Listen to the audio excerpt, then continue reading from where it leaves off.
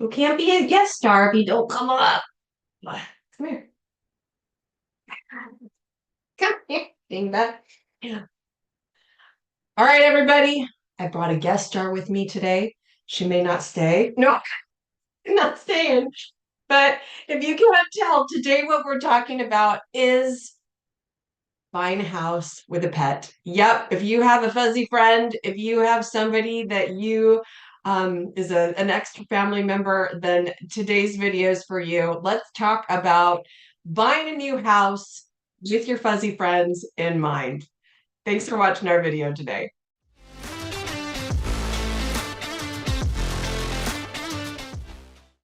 All right, you guys. So I'm Katie Evans, owner and lead agent of the Living 48 real estate team. And as you could probably tell from the intro, our fuzzy friends are not always our best guest stars on our videos. But if you are not a fuzzy friend person, that's all right. Please feel free to share this video with someone else that you know who is. And there might be some really interesting information for them in this video as well. Now let's launch right in. We're going to talk about a couple of things that you are probably going to want to consider if you are buying a house and you want to keep your fuzzy friend in mind. So let's talk about, first and foremost, the area that we're going to want to find a house in, keeping our fuzzy friends in mind. So, of course, location, location, location. It's always the real estate phrase that we use. But what you're going to be wanting to look for is a pet-friendly neighborhood. What is the proximity to the parks? Are there specific dog parks or green belts?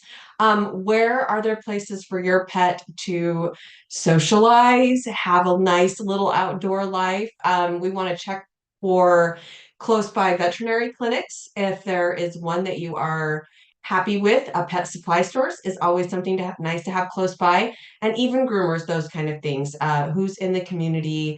And living in a community with a lot of pet owners, they create those kind of spaces and those kind of environments for your pets. And so we want to make sure that we're moving into an area that is friendly and inviting to your fuzzy friends. So, all right, next, let's talk about the house itself. Let's talk about our yard. Yes, first and foremost, you want a fenced yard, obviously, to keep your four-legged friend in. But don't stop just at the fence. In fact, we want to make sure that it's tall enough to prevent any escapes. So you're going to want to be looking for gaps. The gates, do they latch properly? And for our cat lovers, we also want to think about maybe possibly creating what's called a catio. I found that to be a really fun term. And that basically is an enclosed outdoor area for your cat to kind of play in and roam in and enjoy their out time space as well, but also be protected from any predators. Now, if they're in Arizona, you guys know that especially if you live up closer to the preserve areas, there's a lot of wildlife. We have coyotes, we have bobcats, we have hawks.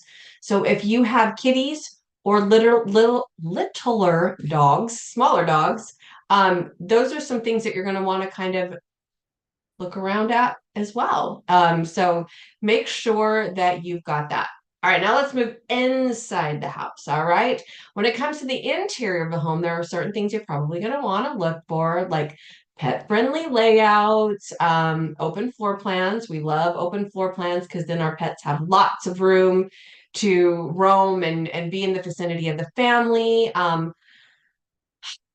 Hardwood tile, always, or the hardwood tiles, not hardwood, but the hardwood lookalike tiles, that is a great option. Laminate flooring that is specifically for your pets, and just your regular tile is great. If you do any kind of hardwoods or those kind of things, they might be a little bit more prone to scratching. So make sure you do a little bit of research on the flooring. But yeah, the non-carpeted floorings are always easier to clean and don't trap the pet hair and the pet odors. So that is always an important thing. All right. Now, let's talk about our landscape choices.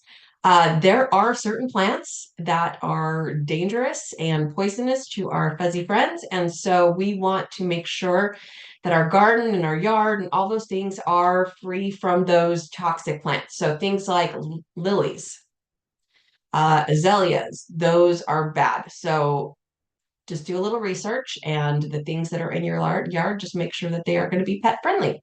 If not, remove them and replace them with something else that will be. All right, now, if I could take you on a tour of my house right now, you would see in my office right here, I have actually two beds for cute Winnie. And this is when I'm not working in this room, this is her bedroom. And then in my husband's office, we have another bed. And then we have a raised bed. And like our poor puppy has more beds in this house than we do. So of course you want to make happy, secure places for your pet to be within your house, places where they know they're allowed to be.